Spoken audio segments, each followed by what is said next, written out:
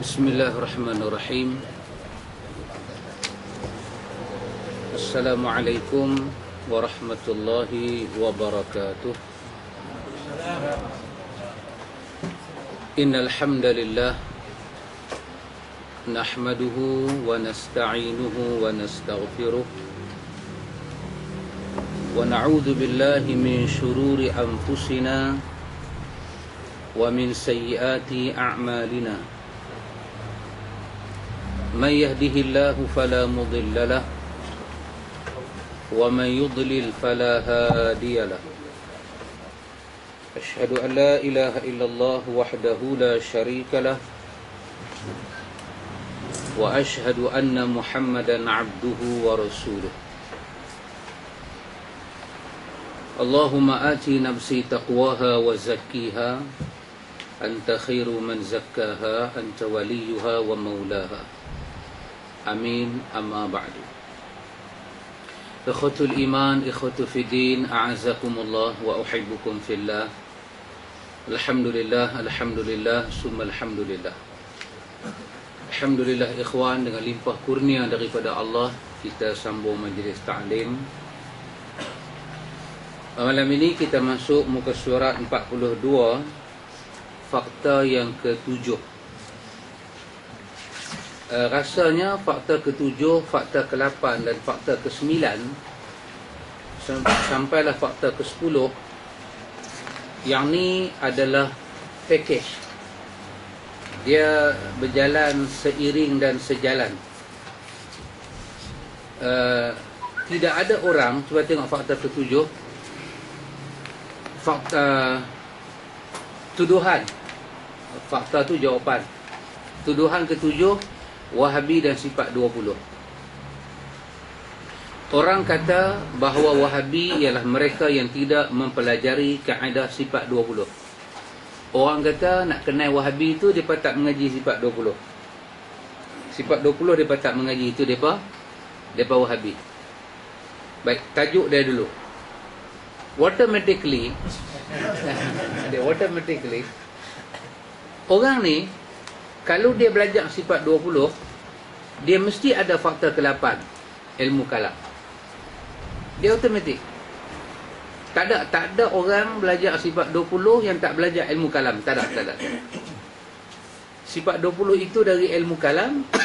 Ilmu kalam itu daripada kaedah sifat 20. Dua tu benda yang sekali dia punya joint venture dia. Dia satu syarikat. Automatically ada sifat 20, ada ilmu kalam, mesti ada tasawuf. Tak ada lagi orang tu mengaji tasawuf tapi akidah salah, tak ada lagi. Dan belum ada orang belajar sifat 20 yang tak belajar tasawuf, tak ada lagi. Tak ada lagi. Dia seiring dan sejalan. Dia tak boleh tinggal.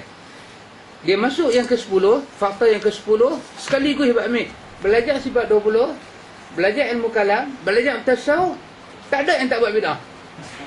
Tak ada. Dia sekali dia pergi. Dia goes sekali. Itu yang kata murtabak tu. Ada telur, ada tepung, ada semua. Tepung murtabak. Dia tak ada lagi. Tak ada. Kita nak pisah-pisah, tak ada. Tapi tak apa. Kita masuk satu persatu. Sifat 20 dengan ilmu kalam ni kita pergi sekali. Saya rasa masa kita bincang apa itu, kita bincang fakta yang ketiga, fakta yang keempat, fakta yang kelima, kita dah cerita sikit apa itu ilmu kalam. Ilmu kalam daripada ilmu falsafah Yunan. Ilmu falsafah Yunan. Dan itu saya tengok disebut oleh Muhammad Amin dalam buku dia Duhal Islam. Muhammad Amin tulis buku 3 jilid. Ini jilid yang ketiga, Duhal Islam. Muhammad Amin cerita bagaimana perkembangan ilmu kalam dalam kerajaan Abbasi. Macam mana ilmu ni boleh berkembang. Ilmu ni mai daripada pahaman Yunan. Mereka ni semua orang-orang yang mengaji ilmu ni semua, mereka ni adalah orang yang beriman kepada Allah Ta'ala. Mereka ni orang beriman, mereka ni orang baik, mereka ni orang Islam. Tapi ada satu masalah, dia kata annal mutakallifin i'taqadu qawaidul iman wa aqarru bi sihhatiha wa aminu biha summa ittakhadhu adillatahum al-aqliyah. Depa ni semua orang beriman. Depa beriman dengan Quran, dengan kaedah-kaedah iman, depa mengucap secara sahih betul. Tapi masalah depa nak buktikan iman itu dengan cara akal. Dia ada masalah dengan itu. Dulu ni ilmu kalam ni dia, apa bahasa kita nak pakai, dia macam orang dulu lepas daripada zaman Nabi, lepas daripada zaman sahabat, sikit perkembangan dalam zaman imam-imam mazhab. Mungkin kita kata sebahagian daripada imam mazhab tak tengok benda macam ni, mungkin tak terkena ke negeri-negeri tertentu macam Mekah, Madinah, tak ada benda ni semua. Ini negeri yang selamat. Tapi bayang, orang ambil Islam daripada India, orang ambil Islam daripada Parsi, orang dapat Islam daripada jalan Khurasan, jalan Samarkandi. Ini semua tempat-tempat lubuk puaka. Akidah orang masa tu akidah Majusi, sembah api. Depa terkena apa? Depa terkena satu fitnah. Depa masuk Islam, ada rasa takut dalam kepala depa, timbul rasa takut. Takut macam mana? Kita masuk Islam, kita duk baca Quran. Quran kata Allah ni bersemayam, Allah ni macam tu, Allah ni macam ni. Kita fahamlah, kita ni faham. Tapi kalau anak cucu kita tanya kat kita nak layan depa lagu mana? Kita nak jawab kat depa macam mana? Maka dalam duk fikir macam tu, duk fikir macam ni, depa terjumpa satu riwayat. Ini dicerita dalam Dua Hal Islam. Satu riwayat daripada Ali bin Abi Talib. Ali bin Abi Talib, ini perkataan Ali bin Abi Talib. Kata Ali bin Abi Talib, hadithun nas bima yafhimuna aturiduna an yukazziballah wa rasulahu. Dia pegang yang ni. Dia terjumpa asar ni. Katanya, Sayyidina Ali kata, cakaplah dengan manusia apa yang orang boleh faham. Cakap dengan manusia apa yang orang boleh faham. Aturiduna, adakah kamu nak ay yukazziballah wa rasulahu, adakah kamu nak manusia ni bila kamu cakap tentang Allah, dia mendustakan Allah dan dia mendustakan Nabi Muhammad? Hampa mau tak benda tu jadi? Kalau tak mau benda tu jadi, maka cakaplah kepada mereka agama ni pada kadar mereka boleh faham, kemudian berhenti sampai situ cukup. Walaupun benda panjang berjela ni wujud dalam agama, jangan cakap. Pasal mereka tak boleh faham. Bila mereka tak boleh faham, aturiduna, hang mau ke bila hang cakap satu benda mereka tak faham, ay yukazziballah wa rasulahu, depa sampai peringkat depa tak boleh faham, depa mendustakan Allah dan Rasul. Benda ni sampai kat depa, depa jadi takut. Asal takut dia Pak Mit, asal takut. Duk fikir, kalaulah orang tanya kat kita, Tuhan ada tangan, kita fahamlah. Tapi kita, depa ni macam mana? Jadi kita bercakap apa yang depa boleh faham. Kita kata maksud tangan tu bukan tangan, maksud dia kuasa. Dia faham.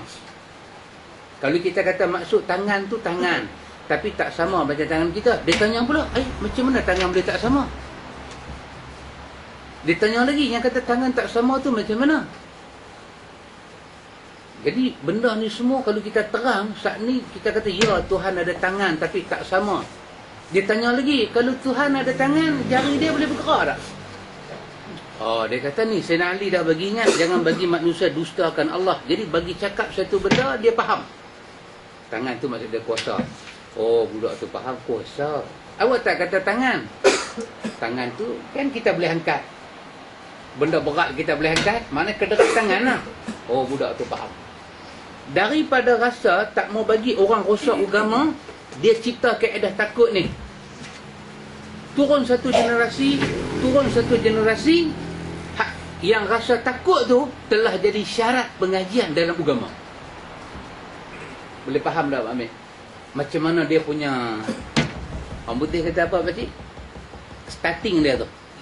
Start dia tu. Titik dia tu, noktah dia tu. Akhirnya yang bercakap lagu tu asal daripada orang tua-tua dulu, takut orang tak faham dia cakap macam tu. Last kali yang dia cakap tu, generasi 2, 3 berlapis-berlapis turun bawah ni duk ingat kata mengaji agama lagu tu. Akhirnya jadi satu falsafah pula. Jadi satu falsafah. Satu masalah falsafah tu pula jadi pula syarat pelajaran akidah. Muhammad Amin, apa nama dia? Ahmad Amin dalam buku dia Duhal Islam ni, dia kata ini penyakit nombor 1. Ni penyakit nombor 1 ada pada ilmu kalam. Ilmu kalam. Jadi semua benda dia beriman dengan ayat Quran, dengan hadis dia beriman, tapi dia nak benda tu dibuktikan secara akliyah, secara akal. Benda tu boleh cakap, benda tu boleh bukti, benda tu boleh bagi penjelasan. Dengan dia terlupa, kata Ahmad Amin ni, dengan dia terlupa, Al-Quran diturunkan pada zaman Nabi Muhammad bersesuaian dengan masalah yang orang hari itu jumpa. Ada orang, dia mai dekat Nabi Muhammad, dia satu orang yang kata Nabi Allah Isa tu Tuhan. Nabi Isa tu anak Tuhan. Dia mai aju masalah tu dekat Nabi. Maka Quran, bila orang tanya lagu tu, Quran selesaikan terus masalah dia. Faradda alaihim fil mawadi' iddah. Quran bagi selesai, bagi settle masalah dia. Allah turun ayat Quran. Allah kata inna mathalu Isa indallah kamathali Adam khalaqahu min turab summa qala lahu kun fayakun. Terus Quran jawab. Quran tak bagi cerita panjang. Quran jawab terus. Quran kata sesungguhnya umpama Isa di sisi Allah macam mana Adam kami buat daripada tanah, kemudian kami kata jadi. Maka Isa bukan anak Tuhan. Isa tu macam Adam. Jawapan dia terus kepada masalah tu. Ilmu kalam ni, jawapan dia bukan terus kepada masalah. Jawapan dia bagi masalah. Bila orang datang kepada Nabi, apa nama mereka ni, satu kaum ankaru al-hasyar wan nashru. Mereka tak percaya pasal kiamat, mereka tak percaya pasal hari kebangkitan. Farada alaihim. Allah jawab terus. Allah kata kama bada'na awwala khalqin nu'idu. Macam mana kami buat hampa lah ni, macam tu juga kami akan buat hampa lagi sekali. Jawapan tu selesai masalah dia. Jawapan tu selesai masalah dia. Dia tak jadi apa-apa satu benda panjang, nak bawa satu masalah panjang. Mereka tak jumpa asar-asar macam ni. Kalau mereka jumpa pun, mereka tak boleh faham. Mereka tak boleh faham. Kata Muhammad Amin, satu orang nama dia Walid bin Muslim. Walid bin Muslim. Dia tanya kepada Imam Malik, dia tanya pada Sufyan Sauri, dia tanya pada Lais bin Sa'ad tentang sifat-sifat Allah ni macam mana. Pasal dalam ilmu kalam ni duk bagi jawapan macam tadi ya. Jawapan itu dia risau, orang tak faham, dia risau. Ada orang datang kepada Nabi, Tuhan ni ada ke tak ada? Lagu tu punya tanya. Quran turun. Quran kata afillahi syak. Hang syak ke Tuhan tu ada? Fatiris samawati wal ard. Buat langit, buat bumi siapa? Jadi dia tak ada satu jawapan. Dia tanya Tuhan ada ke? Dia jawab Tuhan tu wajib ada, tak boleh tak ada. Dia tak jawab macam tu. Ilmu kalam. Dia jawab, dia takut kawan tu tak faham. Sebenarnya dia takut kawan tu tak faham. Dia sedang mencipta satu kaedah baru sampai orang terus tak faham. Sampailah sekali orang tolak kaedah yang betul-betul wujud dalam agama. Orang tolak. Pasal duk pakai kaedah dia tu turun-temurun. Ini satu kesilapan yang cukup besar, kata Muhammad Amin, yang wujud. Sampai lah ni belum ada, kata dia, sampai zaman dia tulis buku dia ni, dia kata belum ada satu kerajaan dalam dunia ni boleh betulkan benda ni. Belum ada lagi. Dan dalam mukadimah buku dia ni, dia kata mudah-mudahan akan datang sebelum kiamat benda ni dapat diubah. Kalau nak ubah benda ni, Muhammad Amin kata, Nak ubah benda ni sama macam kita nak ubah matahari pergi duduk tempat bintang, bintang pergi duduk tempat bulan. Dunia akan kacau. Pasal pada pihak ilmu kalam, dia duk kata tu agama. Dia duk kata tu tauhid, dia duk kata tu akidah, dia duk kata tu iman. Kita duk kata kat dia salah. Bila kita kata dia salah, dia dengar tu, dia bayang apa? Dan kita duk belajar cara salah, dia bayang satu benda yang cukup celaru kat kita ni. Kata Muhammad Amin, orang tanya ni, Walid bin Muslim tanya pada Imam Malik, tanya pada Sufyan Sauri, tanya kepada Al-Laythi bin Sa'ad, yang kata sifat Allah ni macam mana? Semua orang-orang dia tanya ni jawab satu benda aja. Amiruha kama ja'at bila kaif. Terima sifat Tuhan macam mana Tuhan cerita, dan jangan kita bertanya macam mana sifat Tuhan. Terima macam tu. Balik ilmu kalam dia tak boleh terima. Dia kata kita mesti cari satu hujah akal. Satu hujah akal macam mana nak jawab. Mereka ni asal orang baik, bukan orang jahat. Orang baik, orang beriman, orang terima Quran, orang terima sunnah. Tapi dia risau kepada orang tu tinggi. Risau dia tu terlampau tinggi. Dia takut orang tak faham. Tambah dia pergi jumpa macam Ali kata macam tu. Dia pergi jumpa. Dia jumpa macam tu. Kalau kata Tuhan ni duduk di langit, oh kacau. Tambah mungkin mereka ni orang asal puak-puak Greek tua. Sembah api pun ada pakcik. Macam-macam punya duduk dah. Celaru. Macam-macam punya duduk dah. Cakap macam ni kata Tuhan duduk di langit. Dia bayang macam dewa-dewa agama dia asal duduk di langit. Jadi dia beritahu Tuhan daripada langit dia kuasai semua benda. Oh, dia faham. Maknanya Tuhan ada kuasa. Tuhan ada kuasa. Itulah maksud Tuhan duduk atas aras. Akhirnya orang terima jawapan dia sebagai nas Quran. Tak boleh ubah. Tak boleh ubah. Dia pergi jadi satu petaka dalam agama ini. Maka kata dia apa dia?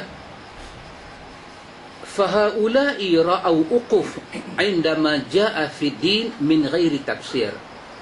Ulama-ulama ini kita sebut nama tadi, Imam Malik, Sufyan Sauri, Lais bin Sa'ad, mereka ni semua termasuk apa nama Rabi'ah ni, guru pada Imam Malik. Mereka ni menerima cara belajar akidah ni dengan jalan terima dalil yang ada, cuba faham dalil tu dan tak bagi apa-apa penjelasan. Maksud dia tak cuba takwil, tak cuba ubah makna, tak. Sebab la tuslihu lil ammah.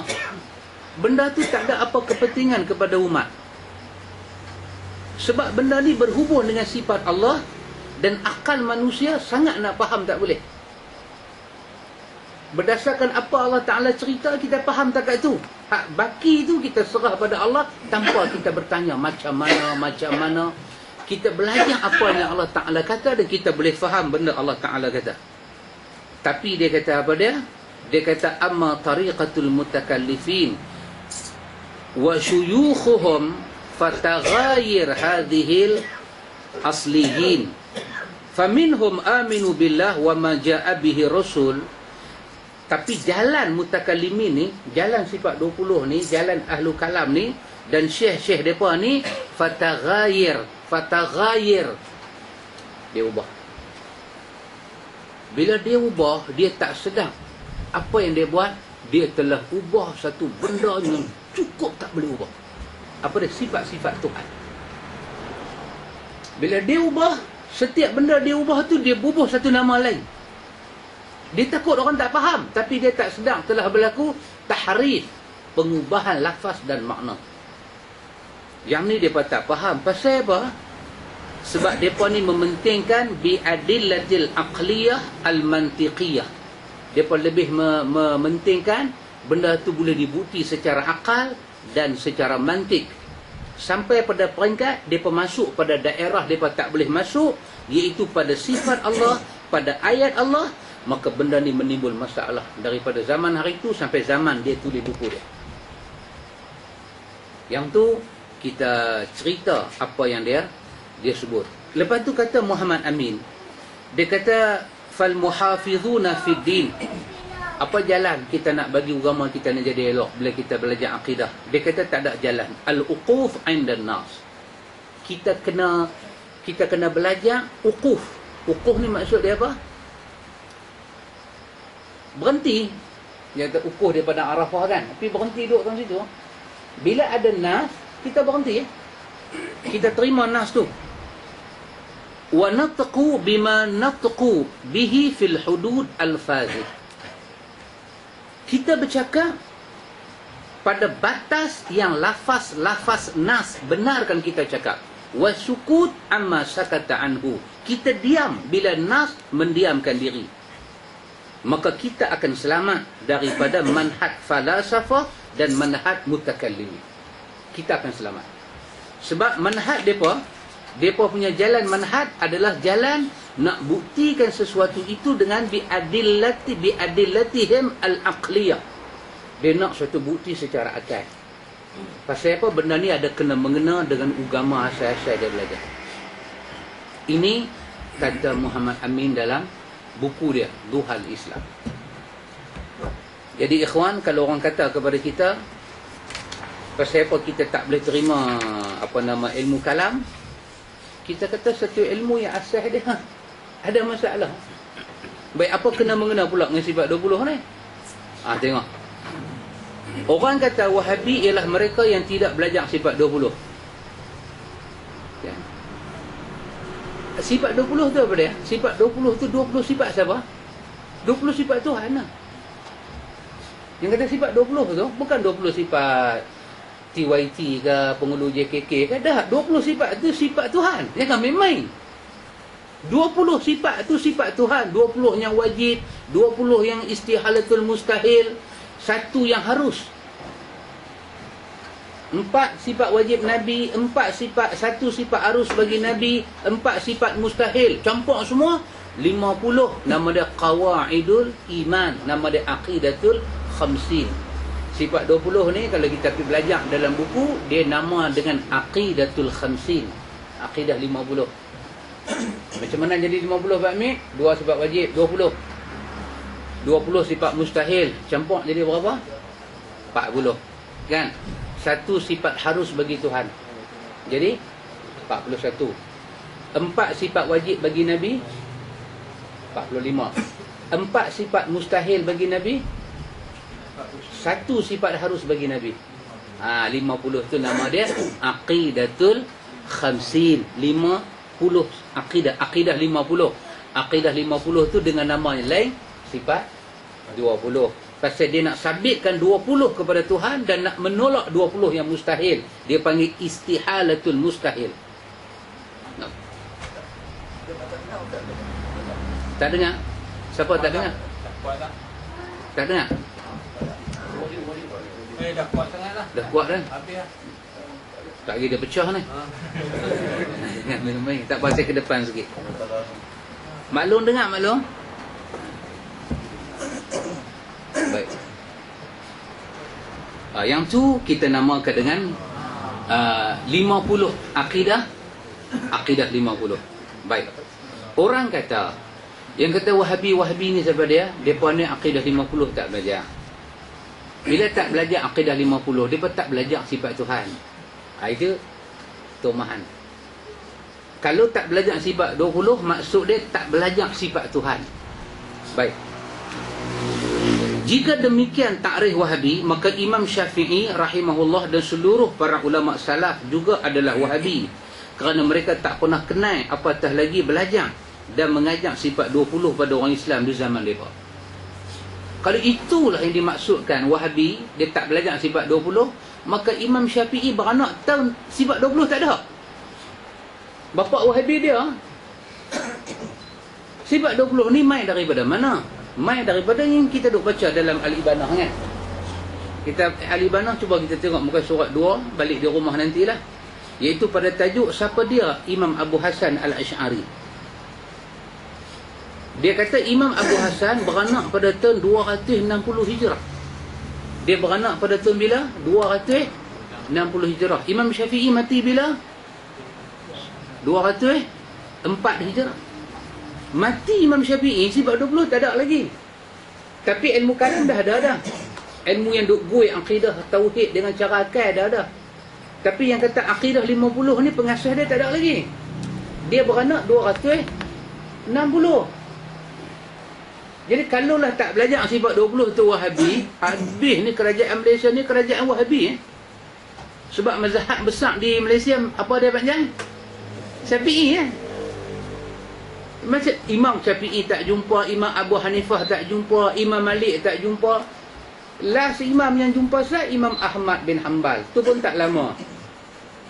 Tu mati macam mana dia ni Imam Abu Hasan ni? Kata Imam Abu Hasan, dia masuk Baghdad, dia jumpa satu orang ulama hadis, nama dia Al-Hafiz Zakaria bin Yahya. Dia dengar fiqh daripada kawan ni, dia dengar hadis, buat balik dia fikir. Ada benda selama ni dia belajar dengan satu orang guru besar, nama dia Abu Ali Al-Jubai, seorang tokoh Mu'tazilah. Abu Ali Al-Jubai. Abu Ali Jubai ni siapa dia? Suami mak dia. Itu bahasa elok lah. Suami mak dia, suami baru mak dia. Bapak dia mati, mak dia kahwin dengan ustaz nama Abu Ali Jubai ni. Jadi bahasa yang mudah faham, pak tiri laki mak dia. Apa tu? Tu mudah faham sikit. Jadi dia mengaji dengan suami mak dia. Setelah dia mendalam, dia duduk mengaji tu, dia duduk mengaji, mendalam. Ada beberapa masalah buat dia jadi pening, dia tanya kepada pak tiri dia tak boleh jawab. Apa dia kata di sini? Beberapa malam dia jadi resah dengan akidah yang dia duduk pegang. Lepas tu dia berdiri, dia sembahyang 2 rakaat, dia minta Allah Ta'ala tolong dia. Yang kata Abu Hasan hak beranak tahun 260 ni. Dia minta Allah Ta'ala tolong dia. Maka lepas dia bangkit, dia sembahyang, dia cerita, dia mimpi Nabi. Dalam mimpi itu satu benda, dia buka-buka mata, dia tengok-tengok Nabi, satu benda Nabi kata kat dia, pegang sunnah aku. Nabi bukan bagi serban hijau ke, ni pegang elok serban ni, nanti siapa main rendam ayak dia buat minum. Tak. Dia buka-buka mata, nampak muka Nabi. Nabi kata satu benda kat dia, Nabi kata pegang sunnah aku. Dia jaga. Bila dia jaga, apa dia buat? Dia bandingkan ilmu kalam yang dia belajar dengan Abu Ali Al-Jubai ni, seorang tokoh Mu'tazilah. Dia banding, sampailah satu perangkat, benda ni dia buat. Dia kata akidah ni ada masalah.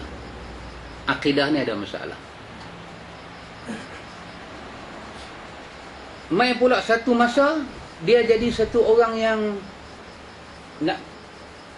nak pegang akidah sunnah ni, nak kena start belajar. Dia pun start pergi dengar kuliah Imam Ahmad. Dia start dia ambil tahu tulisan Imam Fiqhul Akbar. Siapa tulis? Abu Hanifah tulis hal akidah. Dia ambil tahu. Dalam duk ambil tahu macam tu, dia jumpa satu orang yang bernama Ibnu Kullab. Imam Ahmad kata Ibnu Kullab ni satu orang yang cukup jahat dalam akidah Ahlus Sunnah. Cukup jahat. Dia masuk racun dalam akidah Ahlus Sunnah. Dia masuk racun. Maka jangan siapa mengaji dengan dia. Siapa duduk majlis Ibnu Kullab, jangan main majlis aku. Tu hoyong hayang lagu tu. Masa duk tu hoyong hayang tu, dia cuba memberanikan diri dia, memberi sebab, mensabitkan sifat Tuhan sebanyak 20. Yang khilaf dengan Abu Mansur Al-Maturidi 13 sifat. Tengok. Ada benda tak selesai. Tak boleh dia kata, tak boleh. Ada benda yang tak selesai ni. Belajar lagi. Ni kita ingat Pak Mik, dulu mula-mula kita mengaji kitab ni. Ni kita baca satu persatu. Kat sini saya tak bacalah satu persatu pasal bukan tajuk kita. Tapi nak cerita, dia asaskan sifat 20. Main satu peringkat, dia tinggal apa yang dia asas sifat 20, dia tulis buku akhir dia, Al-Ibana fi Usul Ad-Diyanah. Di sini akidah dia yang terakhir. Dalam akidah ni dia cerita, dia buang sifat 20 macam dia buang baju di badan dia. Benda dia buang, kita pergi ambil. Kita dah pelekat satu vest baru. Kita panggil kita ni pun Asy'ariyah. Dulu bila dia perkenal sifat 20, dia panggil diri dia Sy'ari lah, dia tu Sy'ari lah.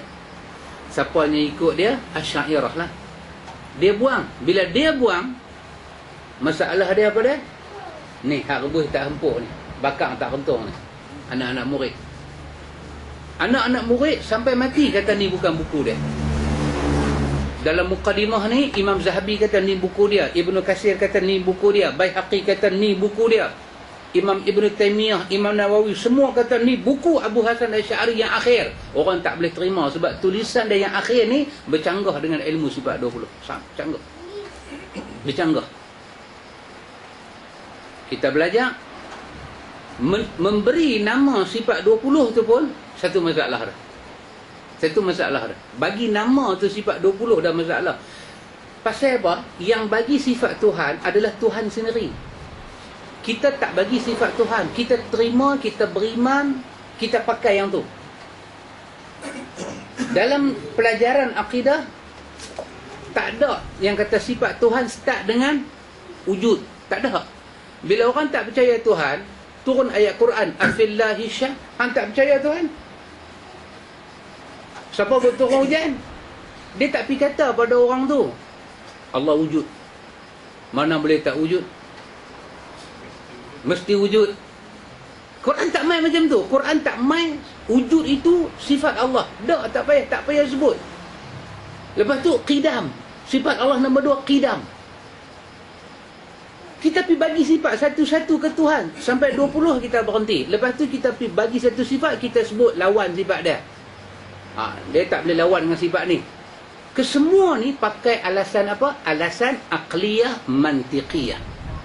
Alasan ilmu kalam tadi. Tak boleh terima.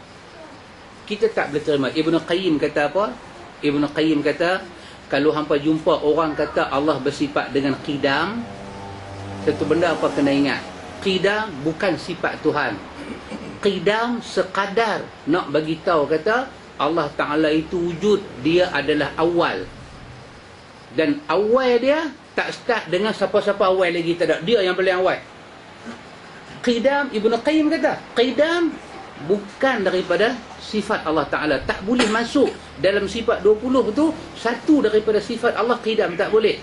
Qidam tu Ibn Qayyim kata sekadar Imam At-Tahawi sebut dalam Aqidah Tahawiyah, nak bagi orang zaman tu faham, dengan dia kata qidam itu tanpa awal.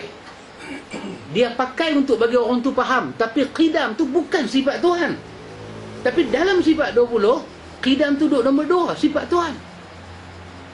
Satu kesalahan yang cukup besar dalam memberi sifat Allah Ta'ala tu daripada kita punya cara. Ni cara apa dia? Cara aqliyah, biadillatil aqliyah mantiqiyah.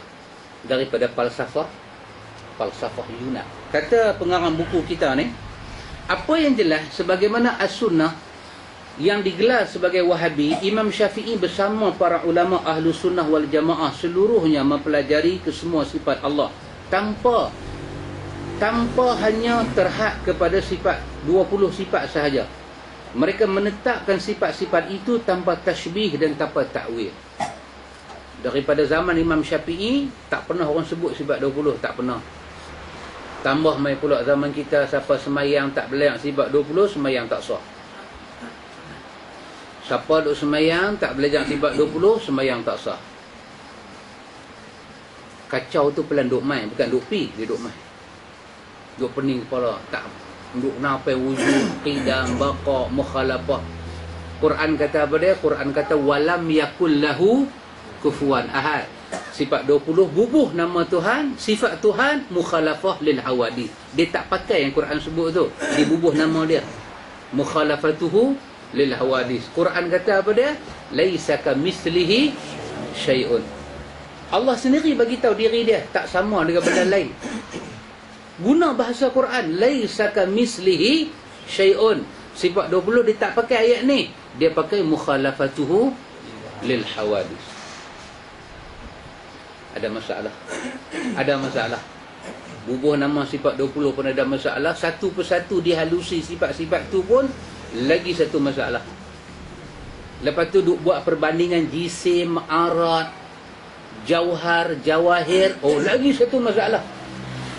Duk belajar ni ingat Tuhan ni bukan jisim. Dia duk beritahu pula Tuhan ni bukan jisim, bukan ada kulit, ada tak ada. Tuhan ni bukan lapisan. Tuhan ni Tuhan duk kat mana? Dia ada di mana-mana. Dia ada di mana-mana. Dia boleh ada belah kiri, dia boleh ada belah kanan. Macam mana dia boleh ada di mana-mana? Dia kena ada di mana-mana. Sebab kalau dia tak ada di mana-mana, dia bukan Tuhan. Yang duduk setempat ni semua makhluk. Satu terjemahan yang sangat luar biasa. Ibnu Hajar Al-Asqalani, Ibnu Taimiyah rahimahullah ta'ala kata, satu penjelasan yang sangat pelik. Sangat pelik dia kata. Tapi boleh diterima oleh ahli falsafah dan orang yang akal yang tak sihat, bahawa itu akidah. Sampai pada ayat dalam majmu' dalam apa nama? An-Naqdul Mantiqi. Al-Naqdul Mantiqi, Ibnu Taimiyah kata, sampai pada ayat wa anna hadha sirati mustaqiman fattabi'uh wa la tattabi'u subula fatafarraqa bikum an sabili. Bila sampai tang sini, Ibnu Taimiyah kata, dia kata sepatah. Dan benda yang sama diulang oleh murid dia Ibnu Qayyim Al-Jauziyah. Apa dia kata? Bagi orang yang memperhatikan hari pertemuan dia dengan Allah, dia akan bagi perhatian pada ayat ini. Bagi orang yang nak bertemu dengan Allah di hari akhirat, dia akan perhati ayat ni. Pasal ayat ni Allah Ta'ala kata, masa hampa hidup, hadza sirati mustaqiman. Inilah satu cara hidup yang paling lurus, lain tak ada lah. Pada cara hidup itu ada ibadat, ada akidah, ada prinsip untuk hidup. Dan Quran kata, wala tatafarraqu. Jangan kamu ambil jalan lain, ambil jalan ni. Ibnu Taimiyah rahimahullahu ta'ala kata, bagi orang yang akal yang waras, dia akan perhati. Siapa dia yang ambil jalan Allah, ambil jalan lain. Dia bila perhati pada Syiah, dia perhati kepada Mu'tazilah, dia perhati kepada Jahmiyah, dia akan dapati mereka inilah orang yang keluar daripada jalan Allah. Masing-masing mereka mengaku di atas kebenaran, tapi satu pun yang mereka kata kebenaran, tidak ada jalan sahabat di dalamnya.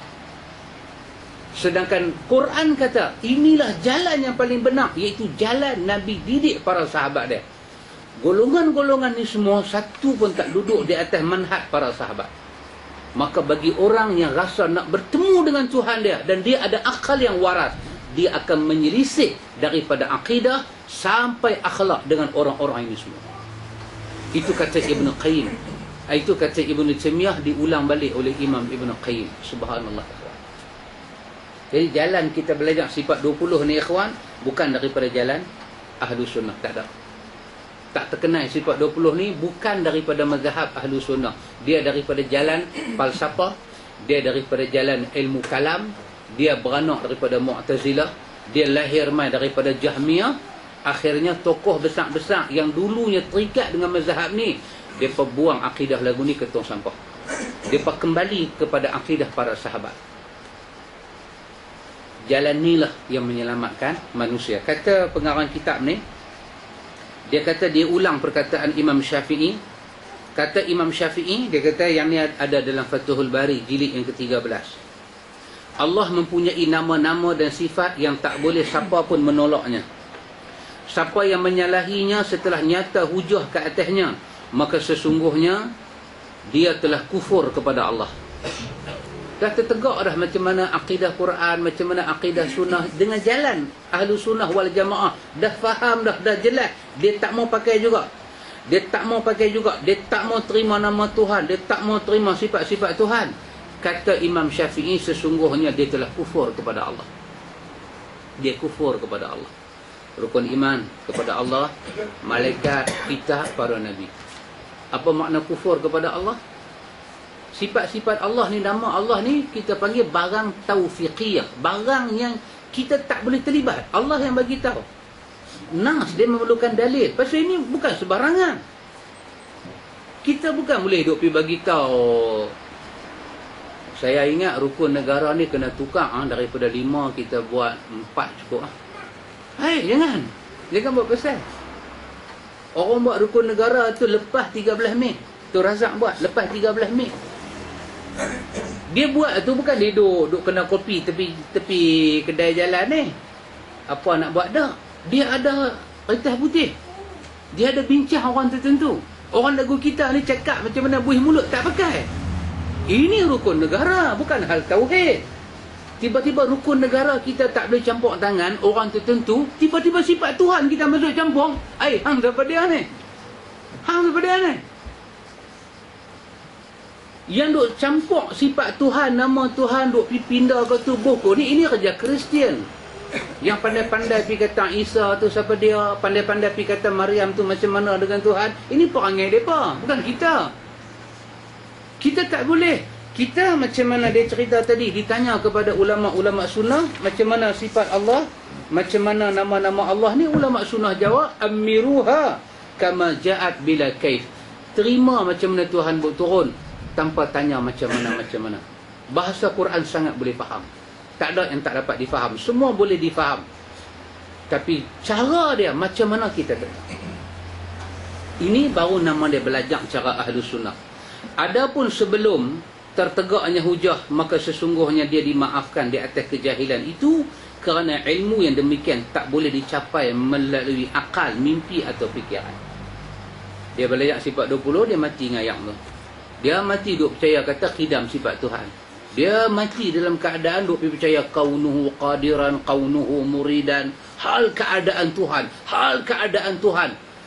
Ni takluk apa nama suluhil qadim, suluhil hadis. Duk percaya lagu tu. Sifat Tuhan ni ada takluk semua ni. Dengan ayat tu dia mati. Dengan ayat tu dia mati. Bukan seorang dah mati lagu tu. Apa kata Imam Syafi'i? Kalau dia mati, dia pergi belajar ilmu ni sedangkan dia jahil. Sebab ilmu ni bukan boleh dapat dengan mimpi, dengan fikir. Dia kena pergi belajar Quran dan Sunnah. Maka dia kata mereka itu dimaafkan.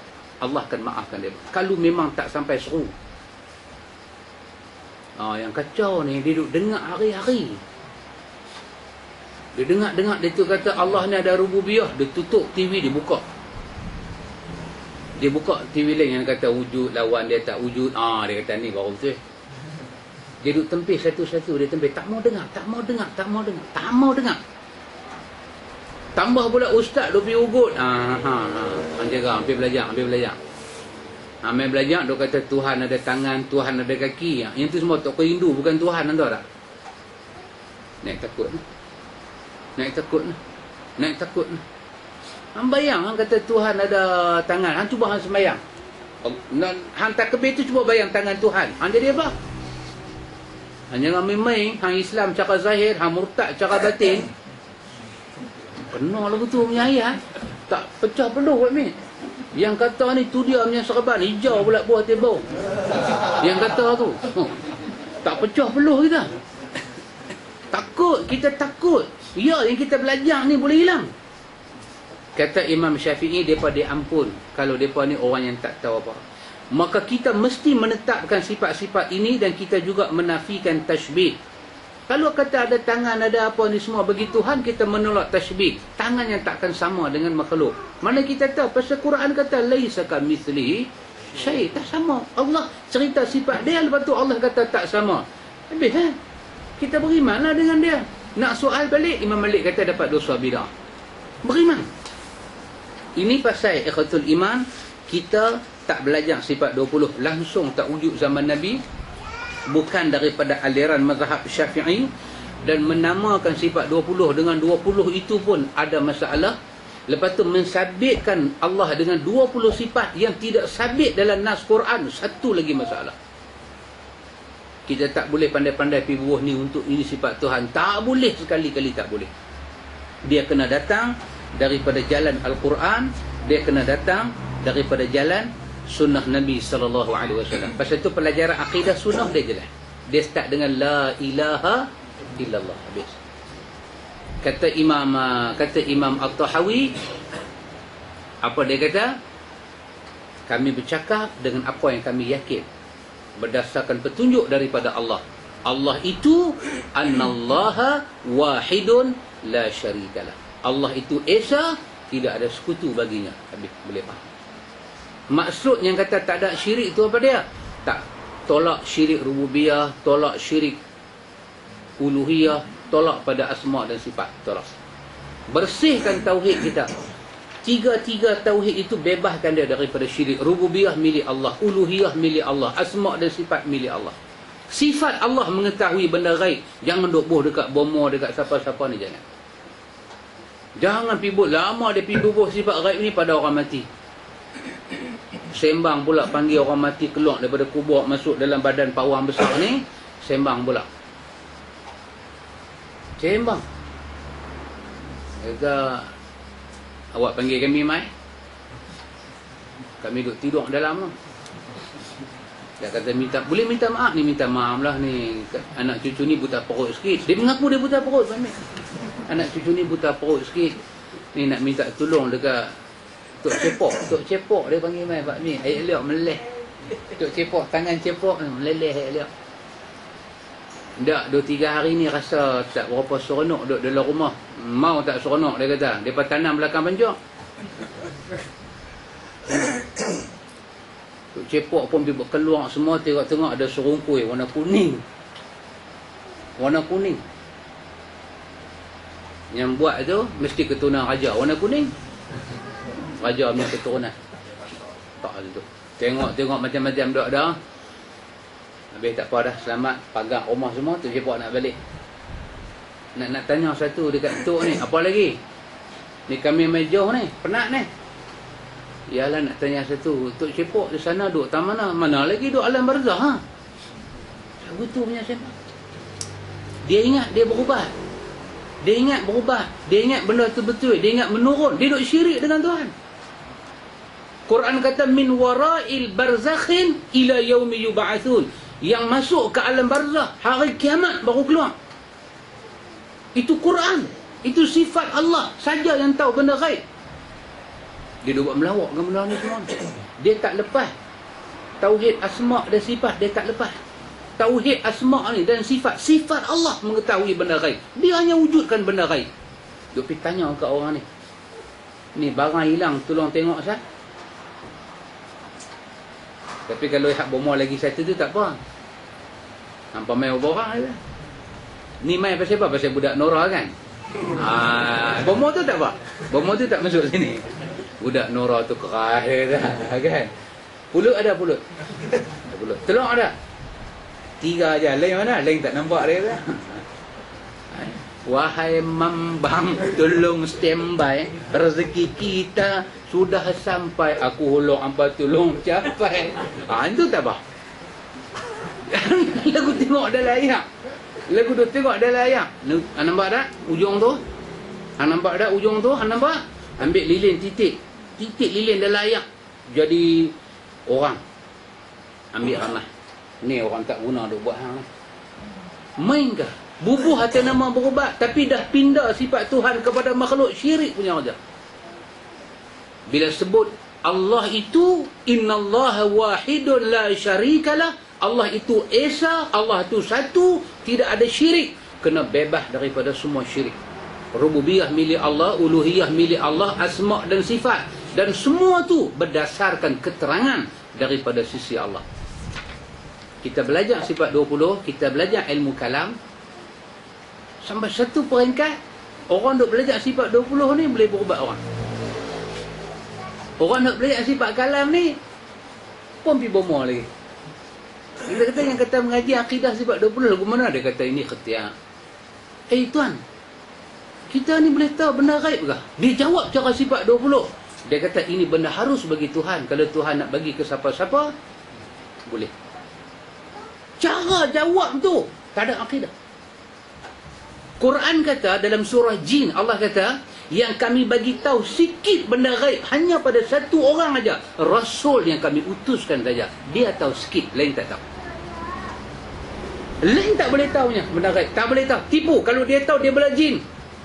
Kalau dia tahu dia bela makhluk-makhluk halus ni, dia bela, demi Allah kita kata dia buat kerja tak elok. Hang jangan buat main dengan syekh kami ni. Awak pasal apa syekh hang? Dia apa? Dia KL gangster lah. Dah, dia ni dia pakai Ray-Ban. Dia tengah malam mau pakai reben. Kalau dia buka reben, dia nampak sampai jantung hang. Kita pun masuk pergi tengok-tengok pakai reben betul. Pakai reben betul. Buka reben pun pejam mata, tak mau buka. Pejam mata. Assalamualaikum Syekh. Dia tak boleh buka mata. Bila dia buka mata sampai jantung kita, dia nampak apa ada jantung kita tu bentuk anaconda ke, bentuk ulang sawah ke, dia nampak. Kita kata apa? Kita kata kalau hang percaya Syekh hang lagu tu, hang dengar apa aku nak kata. Syekh hang sedang kawan dengan syaitan. Syekh hang sedang kawan dengan syaitan. Surah Jin kata yang boleh tahu benda gaib hanya seorang sahaja, Rasul yang Allah turunkan wahyu pada mereka. Bapa hang ni Rasul kah? Pak mentua hang ni Rasul kah? Ni tok guru hang ni Rasul kah? Ni hampir belajar apa sifat 20 ni? Sampai hampir jadi karut macam ni. Hang boleh kata kalau Tuhan nak bagi kawan tu tahu benda gaib, itu hak Tuhan. Memang hak Tuhan. Tuhan bagi pada Rasul dia. Lain tak akan tahu. Itu berdasarkan dalil yang qat'i. Tak boleh tahu ya. Rosak akidah manusia. Jadi rosak. Kita tak boleh terima pelajaran secara sifat 20. Ilmu kalam pun macam tu. Ilmu kalam pun lagu tu. Antum tengok ilmu kalam dia kata semua imam mazhab mereka ni sangat benci dengan ilmu kalam. Benci sungguh-sungguh. Antum cuba tengok satu kata-kata Imam Syafi'i. Tidak ada yang lebih aku benci daripada ilmu kalam dan ahlinya. Tak ada benda aku benci ilmu kalam. Dan ahli dia yang duk belajar dengan tok guru tu semua aku benci. Kalau orang kata pada kita nak jumpa tak mana cakap Imam Syafi'i ni, dia bagi pergi cari kitab Syiar Alam An-Nubala jilid ke-10 muka surat 19. Kitab ni siapa tulis? Imam Zahabi tulis. Kitab ni sampai lah ada. Berjilid-jilid ada. Erti bahasa Arab dia buka jumpa dengan semua dia bagi. Tengok terjemahan dia kata sekiranya seorang hamba bertemu Allah meninggal, satu orang meninggal bawa semua dosa lain daripada dosa syirik, itu lebih aku suka daripada dia mati bawa ilmu kalam. Satu orang tu mati dia tak syirik, tapi semua dia buat. Semua dia buat. Bunuh orang pun ada, tipu pilihan raya pun ada, bagi fatwa silap pun ada. Semua. Dengan main perempuan, lorong garu pun dia lintas juga kat situ. Semua kira dia buat semua. Cuma syirik aja dia tak buat. Imam Syafi'i kata lebih baik dia mati buat dosa besar tak buat syirik daripada mati tak buat dosa besar tapi pergi belajar sifat 20 dengan ilmu kalam. Itu dia. Anak kata apa?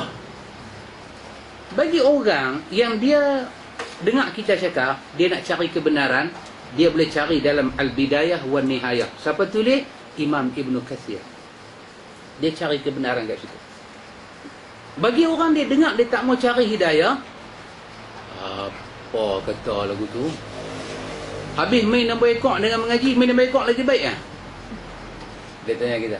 Habis tunggang, main melelong, yang tu lagi baik daripada pergi mengaji. Kita mengaji nak kenal Tuhan. Betul mengaji kenal Tuhan. Tapi cara tu cara yang keluar daripada syariat Tuhan. Sifat 20 tak boleh. Cara dan kaedah dia tak boleh. Ada sebahagian orang kata kita nak mengaji cara sifat 20 ke, kita nak mengaji cara apa, tak penting. Yang penting kita kenal Tuhan. Ada orang dia selesa dengan jalan sifat 20. Dia belajarlah cara tu. Yang penting dia kenal Tuhan. Kita kata kat dia, abang minta maaf banyak-banyak. Minta maaf. Ahlus Sunnah memperkenalkan dua cara. Satu, kita kena belajar tauhid. Satu. Dan tauhid itu mentauhidkan Allah. Satu. Yang kedua, tariqu ilaihi. Jalan nak sampai kepada tauhid juga kena bersih daripada syirik. Dua benda tu kaedah Ahlus Sunnah dalam belajar akidah.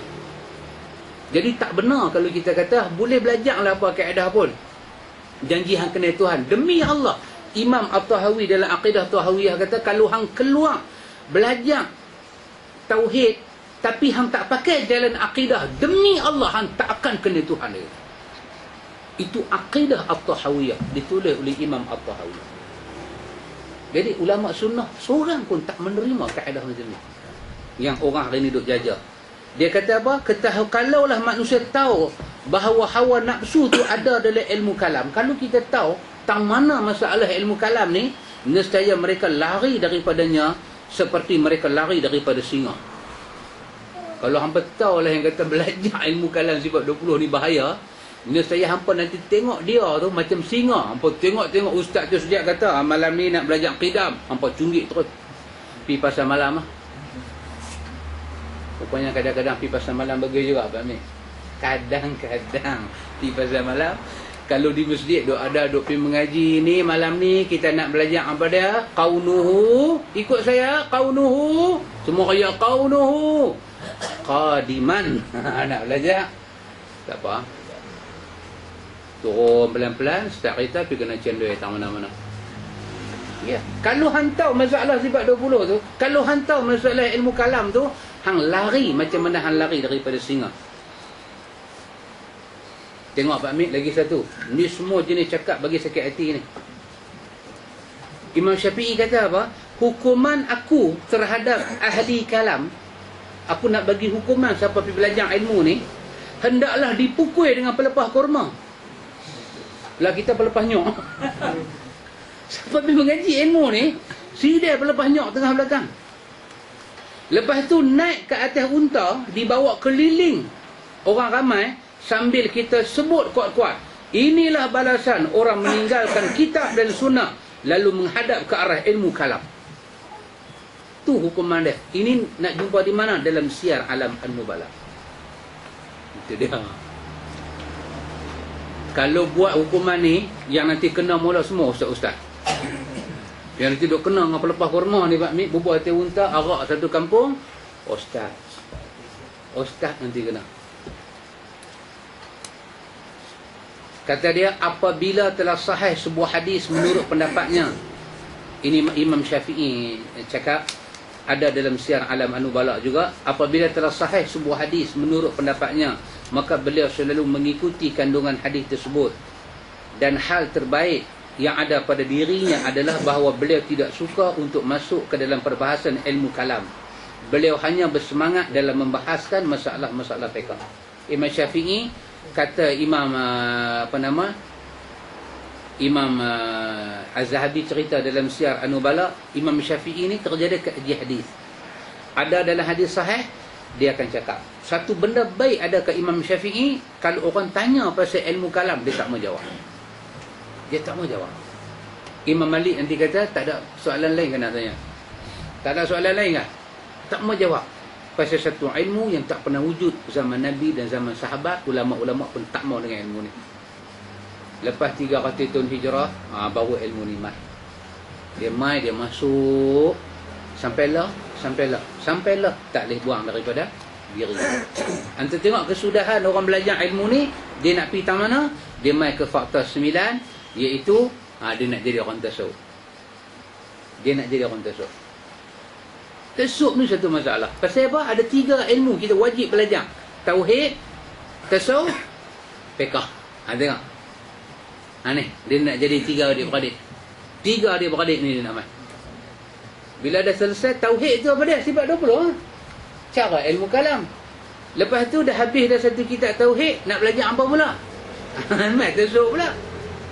Tengok apa Imam Syafi'i kata. Saya ulang lagi satu ikhwan, siapa kita tidak dapat pendedahan yang betul apa itu tasawuf. Tasawuf ni ikhwan satu ilmu yang kotor, ayat acak pun tak kotor lagu dia. Saya ulang, saya takkan tarik kenyataan saya ni. Tasawuf ni satu ilmu punya kotor, lebih kotor daripada ayat acak dalam parit. Lebih pada akidah, maupun pada ibadah, maupun pada akhlak. A to Z, semuanya bertentangan dengan Quran dan Sunnah. Saya boleh buktikan satu persatu. Tengok. Orang kata Wahabi ialah mereka yang menolak Sufiyah. Wahabi ni tak suka mengaji tasawuf. Kan? Betul tak? Orang kata, memanglah hang jawab tu, orang tanya satu soalan kan, ni benda ni boleh tak boleh? Kita kata berdasarkan hukum fiqh tak boleh. Dia jawab, dia kata betul, berdasarkan hukum fiqh tak boleh, tapi di sisi orang tasawuf boleh. Dia ada 2 hukum. Kita kata di sisi orang fiqh boleh, tapi di sisi orang tasawuf tak boleh. Orang fiqh ni depa ni puasa tak makan tak minum lah, tapi orang tasawuf lain. Orang tasawuf ni dia lain. Kuasa dia cara lain. Tengok. Ni nama dia huru hara dia. Huru hara. Tasawuf satu ilmu yang cukup kotong. Cukup kotong. Mari saya buktikan satu persatu. Baik, Imam Syafi'i kata apa? Ini Imam Syafi'i kata. Dalam Manaqib Syafi'i ni siapa tulis? Imam Baihaqi. Imam Baihaqi tulis Manaqib Syafi'i. Dalam Manaqib Syafi'i dia kata, "Law anna rajulan tasawwafa min awalin nahar lam ya'ti alaihi az-zuhru illa wajadtuhu ahmaq."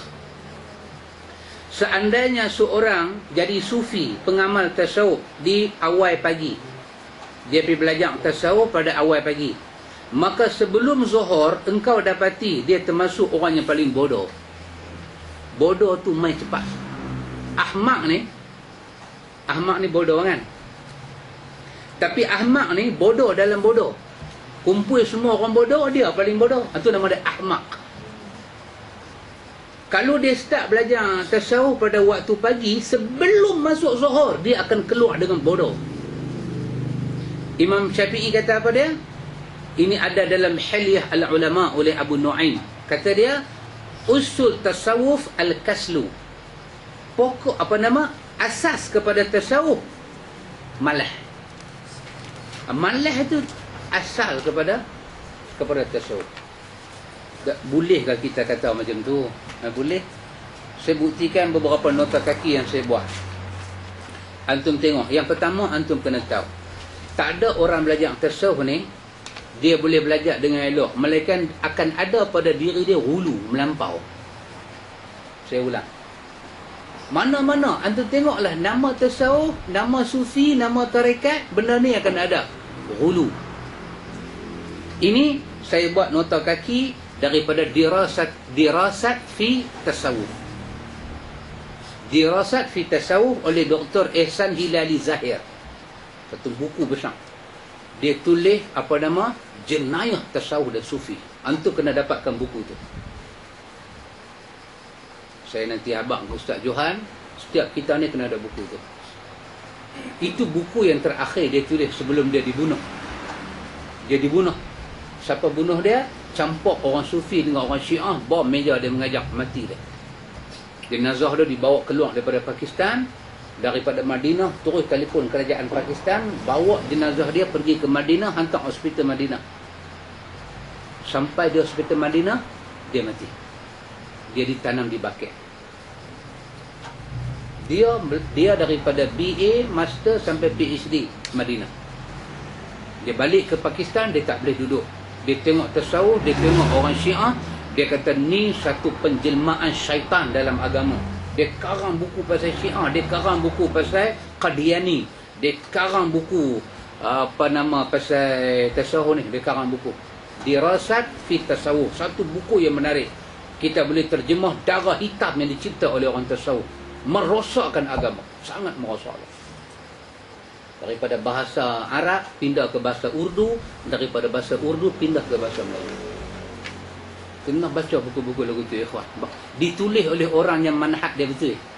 Bukan orang yang kita tak kenal ikut kepala ni. Orang ni mengaji ahli sunnah, depa tulis, kita percaya tulisan depa. Tasawuf ni satu ilmu yang mesti ulu. Mesti ulu. Dan kita kena tahu seluruh ajaran tasawuf, dia punya isi apa dia? Isi dia itu kena bertentangan dengan cara Nabi. Saya buktikan daripada akhlak sampai akidah. Akidah saya ambil satu dua contoh. Pasal berat-berat. Akidah dia berat-berat. Sya'rani kata. Dalam dirasah fi tasawuf, Sya'rani kata apa dia? Sya'rani nama dia. Dia kata, orang tasawuf yang tak rasa lapar, orang tasawuf yang tak pernah rasa lapar dan tak pernah menelanjangkan diri dia, dia ni masih dipanggil anak-anak dunia dan tak layak dia dipanggil sebagai orang sufi.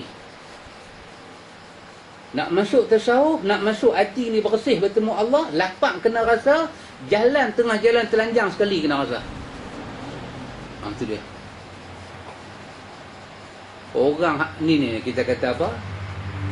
Anak-anak murid ni kan, yang cakap tu Pak Mik tu dia punya janggut. Bubur inai pula lagi kat atas. Nampak warak lah. Mandi pun pakai serban. Umbun-umbun kepala tak bagi tengok kat orang. Bini dia pun tak pernah tengok umbun kepala dia. Tak pernah tengok. Bayang, bini dia tak pernah tengok. Dia tidur pakai serban. Dia mandi pakai serban. Semua dia pakai serban. Orang kata warak. Umbun kepala tak nampak. Satu hari, dalam perjalanan dia duduk bersih diri, dia sudah lari sekali telanjang. Terkejut dengan satu kampung. Dia telah dapat satu anak tangga dalam tasawuf pasal dia telah menelanjangkan diri dia. Antum pernah dengar cerita Imam Ghazali? Saya tak tahu betul tak betul.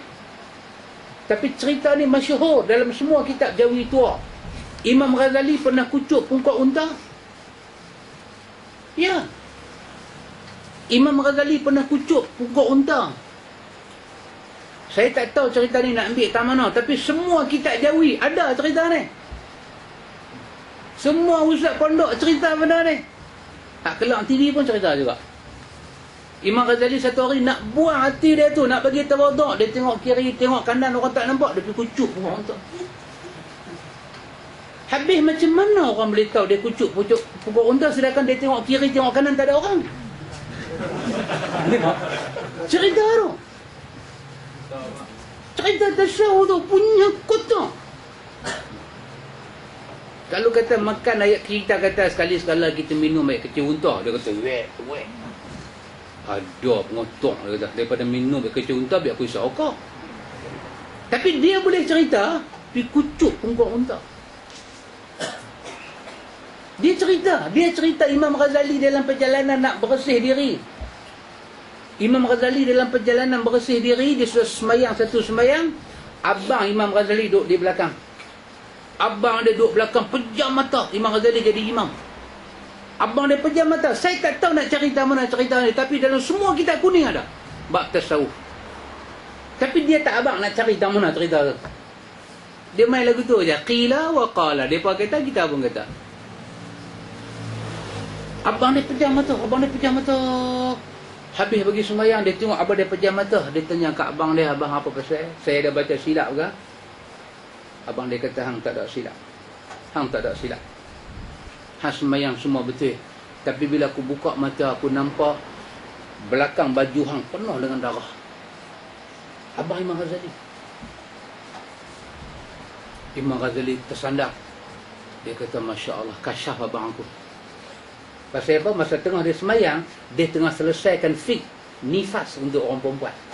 Abang dia boleh nampak darah nifas tu keluar. Keluar mat. Dia cerita orang tasawuf. Ya ikhwan, Nabi tengok munafik Abdullah bin Ubay semayang. Nabi tak pernah kata apa. Nabi tak pernah nampak. Aku nampak, apa ni keluar daripada perut hang. Tengah hang duk semayang, udang karang keluar, udang galah keluar. Nabi tak pernah kata. Wah, itu munafik, ahli neraka. Orang tasawuf punya cerita ni cerita cukup kotak. Satu orang tasawuf nama dia Nafzi Al-Randi. Ini dalam bahasa Urdu. Nafzi Al-Randi. Dia kata apa dia? Dia kata syarat nak belajar ilmu tasawuf ni kena ada 4. Satu, mau lapang.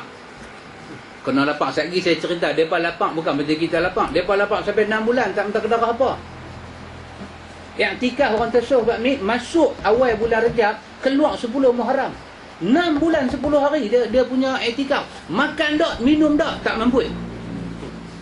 Tu bayang, kalau tak belah hantu raya, belah apa? Ni yang kata tasawuf ni. Benda dia cerita tu tak wujud kepada Nabi, tak wujud kepada sahabat, tak pernah wujud pada imam-imam salaf, tak pernah wujud, tapi wujud kat mereka. Pasal tu hulu ni sifat pertama orang tasawuf. Dan kita cerita benda tu wujud dalam kitab-kitab tasawuf. Ibnul Arabi dalam kitab dia Futuhul Makkiyah, apa dia kata? Cukup punya teruk dia cakap. Nak belajar tasawuf ni kena ada 4 sifat. Lapang satu. Yang kedua, nak belajar tasawuf ni apa dia? Kena duduk dan diam. Diam. Tak mau cakap banyak tu yang buah kutip batu dalam mulut tu, Pak Amir. Buah kutip batu basuh elok, buah kutip batu. Batu 7 tu, buah 7 dalam mulut. Jangan telan tu dalam mampu. Yang ketiga apa dia? Duduk sendiri-sendiri. Itu syarat nombor 3. Yang keempat apa dia? Tak boleh tidur. Cantik Lapang. Duduk seorang-seorang. Diam. Tak, tidak. Pakej syarat masuk Perak Road. Memang pakej tu. Memang pakej tu. Ini ada di mana? Dirasah tasawuf. Ikhwan, kita jangan terkejut. Ikhwan, kita duk ingat ilmu ni ilmu elok, ikhwan. Tempat kita sebut tasawuf ni apa dia? Berjurus molek. Baguslah, dia tu jalan tunduk. Setunduk mana dia jalan tu, sejauh itulah dia jauh dengan Nabi dia. Sejauh tu demi Allah, dia jauh dengan sunnah Nabi dia. Yazid Bustani. Sekejap lagi saya akan cerita apa Yazid Bustani kata. Ditulis dalam Ihya. Yazid Bustani kata apa dia? Yazid Bustani kata, setahun aku tak makan, setahun aku tak minum. Setahun, pasal apa? Aku kata kat diri aku, jom kita sembahyang tahajud. Hati aku jawab tak mau. Maka aku pun didik dia, setahun tak makan, setahun tak minum. Nak dekat diri pada Allah, nak dekat diri pada Allah pakai jalan ni. Kita kata sejarah hidup Nabi, berapa hari dia tak makan, berapa hari dia tak minum. Nabi tak bagi kita puasa. Hari ni puasa, besok puasa tak bagi. Nabi kata habis tinggi puasa Nabi Daud. Puasa buka, besok puasa, lusa tak puasa, puasa tak puasa. Tu habis tinggi. Ni setahun Pak Mit makan tak, minum tak. Pasal apa? Pasal hati dia ni ada masalah. Ini kita kata ikhwan, nak cari tak mana dalam sunnah Nabi? Nak cari tak mana? Kita nak cari tak mana dalam sunnah Nabi ni? Benar-benar ni semua. Nak cari tak mana? Tak ada tempat. Tapi carilah dalam tasawuf. Mereka boleh cerita hikayat bohong yang tak ada riwayat, tak ada asal, berlungguk-lungguk. Mereka boleh cerita. Tapi semua tu kita tengok bertentangan dengan sunnah Nabi. Yang kedua, kita kena tahu tajuk kita akan masuk. Apa dia? Tak ada bid'ah. Dia tak boleh jadi tasawuf. Dia kena zikir berjemaah. Cara zikir itu syekh akan tentukan. Nabi ajak fa'lam annahu la ilaha illallah. Baca la ilaha illallah. Nabi kata tegak tu syekh dia akan beritahu, ni hang punya nafsu ni makam apa ni? Ni nampak satu macam punya amarah. Okey, ni ada cara. Dia kena hinggut balik ni, dia lepas balik ni, duduk pula belah kiri. Dia akan cipta cara yang Nabi tak pernah ajar sahabat. Tak pernah ajar, dia akan cipta. Hang buat lagu ni, hang buat lagu ni, hang pakai lagu ni, hang berjalan macam ni, hang, semua dia akan cipta. Kalau tak ada bid'ah, tak ada tasawuf. Tak apa lagi. Kita kena tahu apa dia? Satu benda yang Nabi, ulama sunnah kata, kita tak boleh melarikan diri daripada benda yang Nabi benarkan kita buat. Kalau satu benda tu Nabi benarkan kita buat, tiba-tiba kita tak mau buat, kita larikan diri. Kita kata memang Nabi bagi buat tapi aku tak mau buat. Ketahuilah, ulama sunnah kata inilah dosa yang paling besar dalam hidup kita. Melarikan diri daripada benda yang Nabi benarkan kita buat. Apa Nabi benarkan kita buat, kita boleh buat. Kita boleh buat, tak ada masalah. Boleh buat.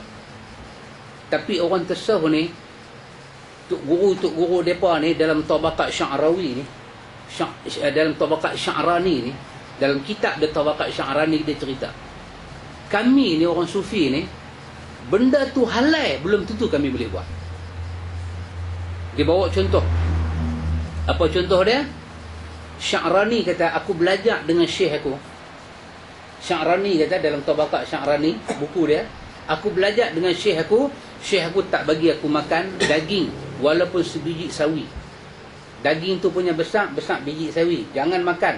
Sebab makan daging sebesar tu, hati kita akan keras 40 hari.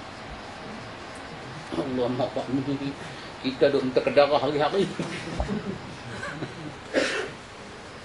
Benda Nabi bagi, dia kata, benda walaupun benda tu halal, kami belum tentu boleh makan.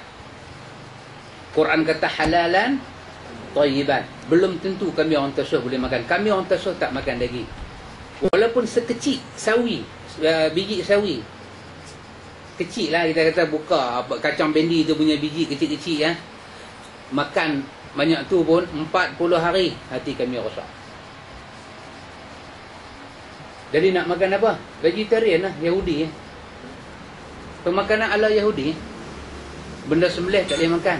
Kami kalau makan benda sembelih, tak boleh, kami telah bunuh satu makhluk Allah yang kami akan dituntut di hari akhirat. Semua ni ada cerita dalam Tabaqat Sya'rani. Bukan kita reka. Ada. Satu orang, nama dia apa Pak Mit? Nama dia Ahmad bin Al-Jawari. Saya pun tak tahu nak berbaris apa. Saya hentang macam Pak Mit. Nama dia pun saya tak tahu berbaris. Mungkin betul baris saya, mungkin tak betul. Tapi kira boleh lah. Dia ni cerita ada satu orang nama Sulaiman Ad-Darani. Sulaiman Ad-Darani ni satu hari Pak Mit, dia teringat. Apa dia teringat? Dia nak makan roti panas campur dengan garam. Roti panas campur dengan garam. Cara mereka makan lah. Orang Arab makan. Dia pun keluar daripada rumah dia Pak Cik. Ini ada cerita dalam mana? Dalam Tabaqat Sya'rani. Dia pun keluar rumah. Dia keluar rumah. Dia masuk satu kampung. Dalam Tabaqat Sya'rani kata, Abu Sulaiman Ad-Darani ni kata, dia kata, aku jumpa satu makanan yang halal. Iaitu roti panas dengan garam. Dia pun nak pi kedai tu. Dia pun nak pi.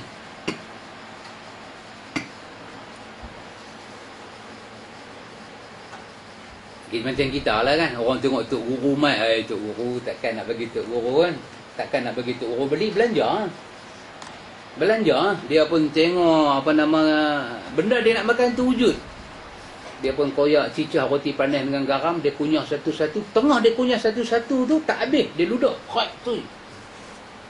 Dia ludah. Orang semua terkejut lah.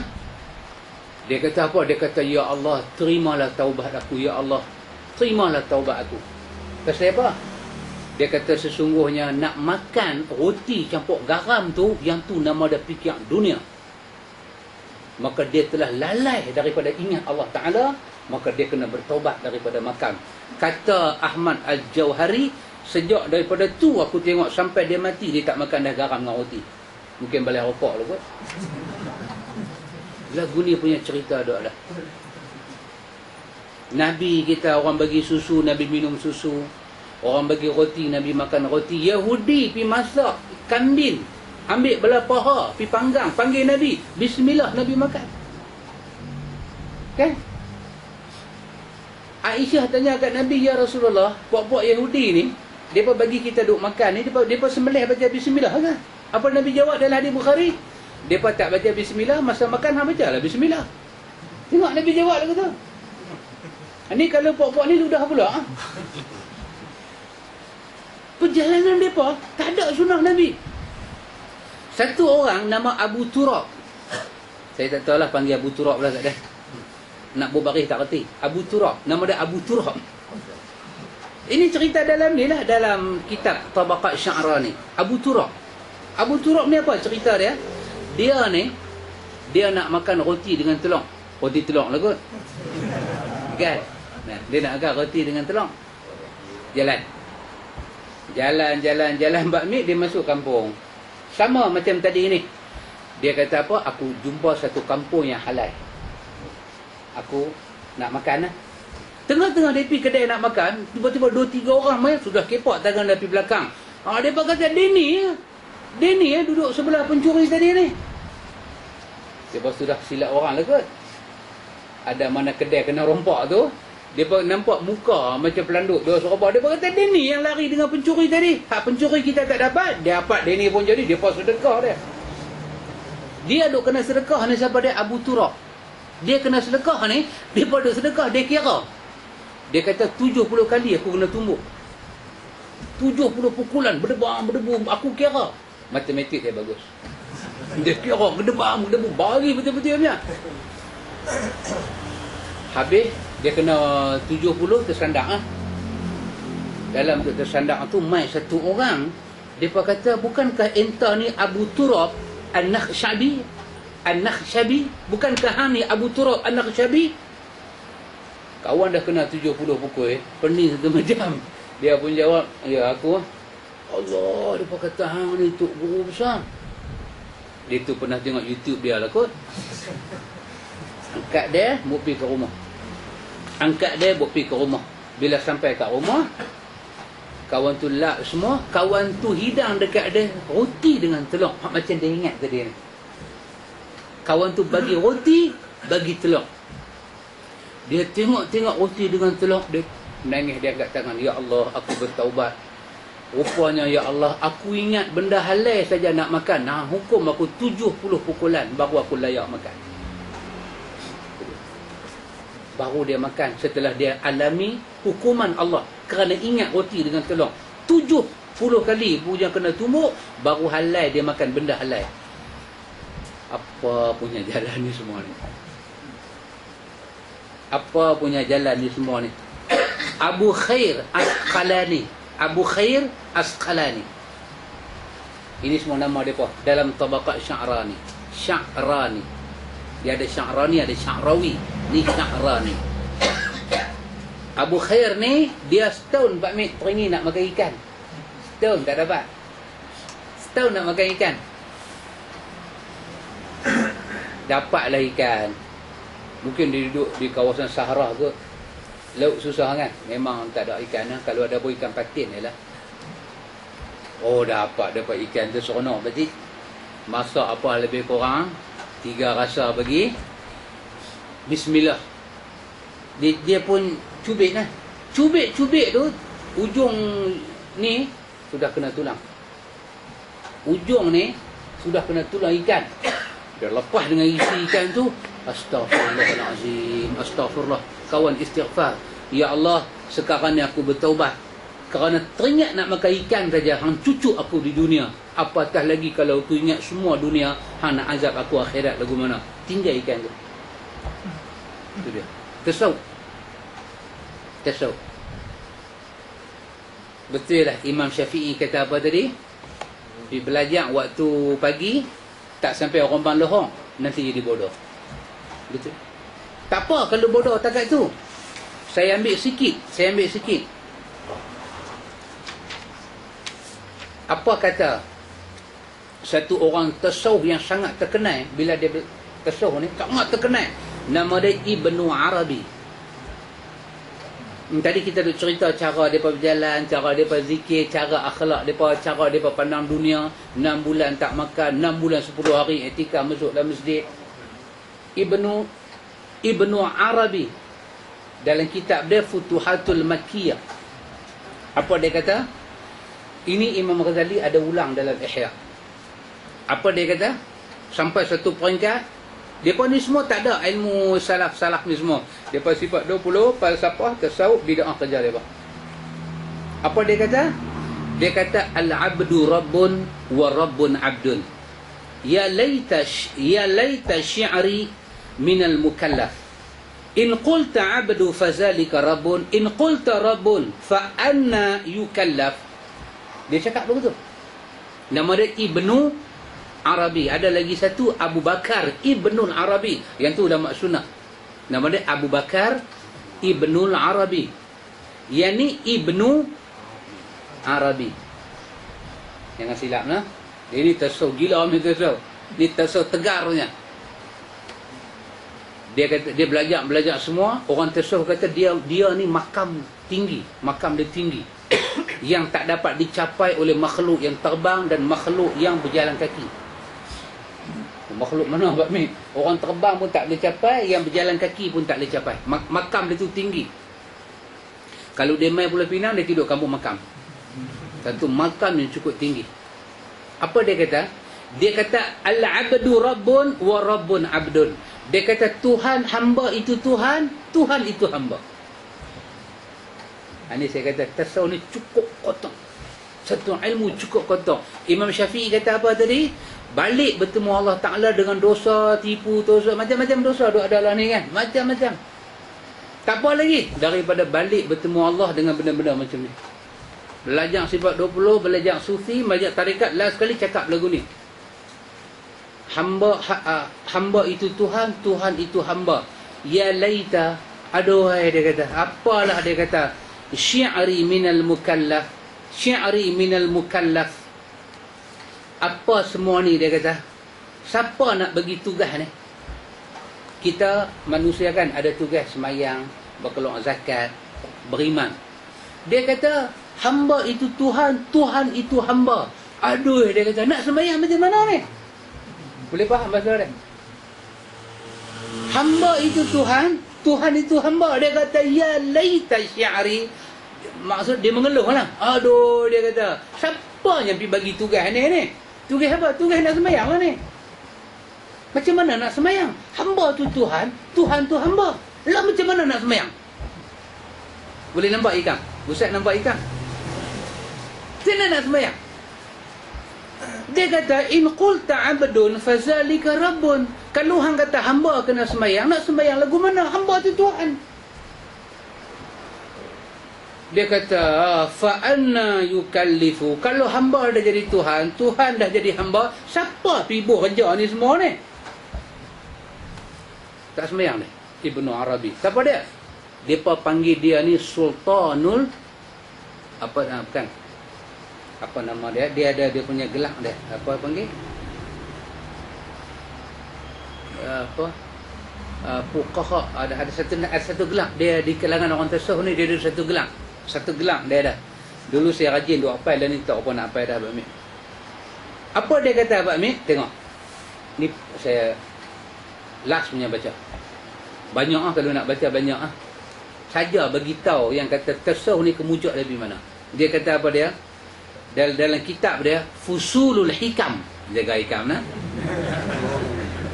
Nama kitab dia Fusulul Hikam. Ibnu Arabi tu dia. Ibnu Arabi. Dalam kitab dia Fusulul Hikam, dia kata benar ni. Apa dia kata? Dia kata wal arif al mukmil. Wal arif mukmil. Kesempurnaan satu orang mengenai Tuhan. Wal arif al mukmil. Bila kita ni dah kamal, sempurna, kita arif billah, kita kenal Tuhan. Apa petanda dia? Apa petanda kita kenal Tuhan? Dia kata man ra'a kullu ma'bud majalla lil haq ya'budu fi. Dia melihat semua benda yang disembah dalam dunia itu jelmaan daripada hakikat ketuhanan. Itu tanda ariful mukmil. Walizalika sammuhu kulluhum ilahan ma'a ismihi khasah bil hajar wa syajar hayawan insan kaukab atau malak. Karena itu dia kata mereka ada nama khas untuk Tuhan ni. Nama khas yang tak diketahui melainkan oleh orang arif yang mukmin. Apa dia? Nama khas bagi Tuhan. Kadang-kadang Tuhan dipanggil dengan nama batu, dengan nama pokok, dengan nama binatang, dengan nama manusia, dengan nama bintang dan dengan nama malaikat. Itu nama khas yang orang yang tak sampai peringkat kami tak tahu ni nama Tuhan. Yang kata tasawuf. Banyak lagi tak cerita setakat tu ya cerita. Tu pun dah nak pergi sebelah. Nampak? Jadi ikhwan, apa pun kalau kita tak ikut sunnah Nabi, kita punya selam, punya dalam sesat dia tak nampak. Kita tak tahu masalah tasawuf, kita tak tahu masalah sifat 20. Demi Allah saya kata, saya pun tak tahu. Bila kita dapat tahu? Bila belajar sunnah baru tahu. Betul tak Pak Amir? Ya. Pakcik pernah dengar cerita orang tasawuf? Yang dia tu berjalan-jalan, siapa dia tak tahu, berjalan-jalan jumpa buah apple tepi sungai. Dia pun dengan satu macamnya lapar, bismillah kerak pergi. Dan terkejut, alamak. Takkan buah apple ni, kan? Dia mesti ada pokok. Bila ada pokok, mesti ada tuan. Dia sanggup ikut arwah hayat. Berapa kilo dia jalan pun tak tahu. Kau daripada Pulau Pinang sampai Seremban kau dia jalan. Baru jumpa pokok buah apple duduk tepi sungai. Baru jumpa satu rumah, dia sudah pergi tanya pada kawan tu, tuan, saya minta maaf, saya dah makan buah apple tuan ni, boleh ke? Oh, dia tu dengar-dengar, mana boleh? Tak boleh. I say, man, tak boleh. Habis macam mana nak buat? Hang kena duduk dengan aku setahun. Duduk kerja lebih kurang setahun. Dah halal ke? Tak halal lagi. Hang kena kahwin dengan anak aku. Alhamdulillah lah. Tapi aku nak abang, anak aku buta. Anak aku cacat. Kudung tangan, kudung kaki, buta mata. Allah. Mula dengar dah steam dah kahwin. Lepas tu potong steam. Tak boleh Tapi buat lagu mana? MOU dah ada. Pasal dia duduk fikir, dia dah gigit dah buah apple tu. Kalau dia tak tunai hajat kawan tu, dia akan masuk neraka. Lagu tu punya pekah, dia pergi belajar tak mana? Kita jalan-jalan jumpa satu rokok tengah jalan, boleh tak kita cucuk? Boleh, tak ada tuan. Kalau biak mubazir. Macam mana? Mubazir saudara syaitan. Tapi tak ada dalil kata esok rokok darah syaitan. Mubazir darah syaitan. Ni, yang kata syaitan ni. Bismillah cucu. Takkan nak pergi tanya rokok siapa? Dah. Dia ni pergi tanya buah apple. Tak tahu kena kahwin. Buat lagu mana kan? Takdir Allah. Nampak lagu mana? Takdir Allah. Kita duk belajar lagu tu kan. Minyak naik pun takdir Allah. Naik apa ni semua ni? Takdir Allah. Kita ahlu sunnah bukan boleh lawan. Tengok-tengok masuk malam pertama, mata biru elok, tangan cantik elok. Macam mana ayah kata anak ayah ni buta, anak ayah ni cacat? Ayah ni pula cerita pengalaman dia. Hanya orang yang baik saja boleh mencari Tuan Apple ni siapa. Banyak yang ada ni semua ni penyamun karbu santau dah. Sambil jalan mereka perah bila tu. Hang ni berjalan 2-3 kilo. Hang ni orang baik. Anak aku buta mata maksiat, tak pernah tengok. Anak aku cacat, dia tak pernah sentuh benda haram, tak pernah tengok jantan. Hang lah yang layak kahwin dengan anak aku. Kahwinlah daripada orang ni. Yang tu yang beranak siapa dia? Syekh Abdul Qadir Jailani. Tu dia. Kita kata awak teruk lagu tu. Itulah. Hampa orang pekah, kami orang tasawuf. Kami lain. Tu dia yang kata tasawuf. Tu dia, teruk dia. Dia punya jalan tu sampai macam tu. Baru ni duduk dengan Pak Hamid, doktor tu cakap dalam TV, doktor tu majlis fatwa, AJK majlis fatwa satu negeri di apa nama Pohon Beringin. Dia kata apa? Orang tasawuf ni banyak ambil batu buah dalam mulut. Tu dia. Dia pun bukan sembang dengan bini dia, duduk makan batu. Duduk makan batu. Pasal apa? Bila makan batu tentu dah tak buat dosa. Nak gigit pun pecah gigi. Jadi apa dia kata? Nak berjaya dalam tasawuf ni apa dia? La yuflih man alifal afkhadhan nisa. Ini dalam Syiar Alam An-Nubala. Syarat nak masuk tasawuf ni tak boleh seumur hidup, dia kata. Tak boleh seumur hidup terbiasa dengan paha isteri-isteri kita. Tak boleh. Maka macam mana nak buat? Dia kata, kena tinggal bini kita ni ka'annaha armilah. Seperti mana bini kita ni seorang janda, ya'wa ila mazabil al-kilab. Dan kita ni pergi lari masuk ke tempat anjing bersembunyi. Biar bini kita urus hidup dia macam janda. Baru boleh sampai makam yang macam tadi apa Sya'rani sebut. Allah itu Tuhan, Tuhan itu hamba. Tapi kalau biasa dengan bini ni semua, tak boleh sampai makam ni. Sampai mampu dah handuk tang situ, dia kata. Tasawuf. Ni semua kita tak pernah tahu. Pasal apa yang demai kat kita ni baru lapis pertama. Yang masuk tarekat tu, masuk tarekat ni lapis pertama. Lapis pertama. Dia kemuncak, duduk sembang sorang-sorang, gelak, hi. Kata, pasal apa tu? Dia kata, saya makam 3. Dia makam 3. Makam 3 tu, hi. Kalau makam 7, tu makam 3 jadi lagu tu. Kalau makam 7, sendiri mau fikir. Allah Akbar, ikhwan. Karena itu ulama sunnah kata tersatul li'an. InsyaAllah ikhwan, lepas ni kita masuk lagi satu package kepada tasawuf. Apa dia?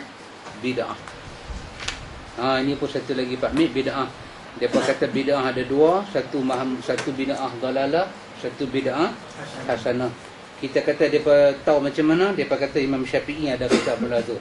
Nanti lagi sekali kita tengok Syafi'i kata lagu mana. Betul kan Syafi'i kata bid'ah tu ada dua. Lepas tu kita nanti masuk satu bab Pak Mid, Wahabi kata pahala Quran tak sampai pada orang mati.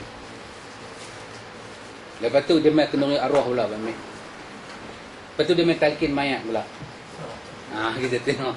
Ini kita akan sampai tajuk dia. Wallahu a'lam.